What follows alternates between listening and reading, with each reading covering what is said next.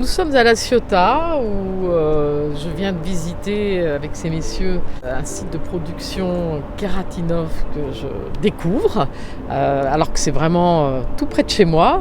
Vraiment, là je ne savais même pas qu'on avait de tels fleurons dans notre belle région. On fabrique de la kératine soluble qu'on transforme en poudre et qu'on vend en fait pour le marché du complément alimentaire, de la cosmétique ou du feed.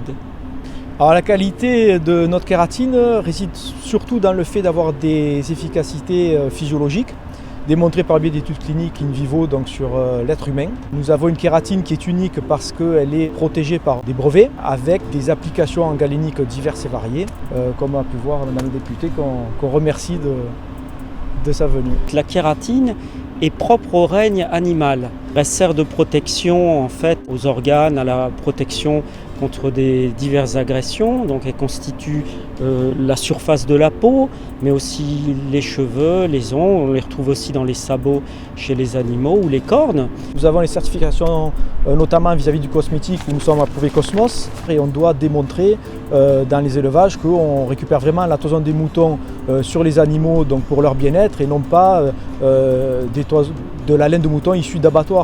Et c'est ce qui fait aussi toute la particularité de notre ingrédient, c'est-à-dire que tous les effets physiologiques qu'on peut obtenir et la qualité du produit est relié à la race spécifique de la laine que nous utilisons uniquement pour la fabrication de ces produits.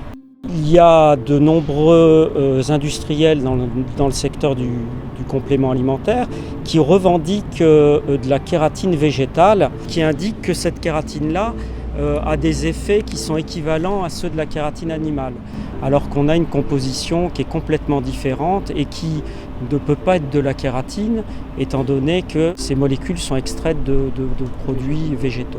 Je pense que pour protéger effectivement et le consommateur et notre industrie, quand on est dans ce niveau de qualité, l'Europe peut avoir un rôle important à jouer dans la labellisation, dans la définition même de la kératine. Sinon, on a des abus. Voilà, et c'est un peu la porte ouverte à n'importe quoi et on n'a pas de protection. Donc ça peut être effectivement un bon niveau de protection et je vais remonter le sujet aux experts du domaine parce que je pense que ça vaut le coup.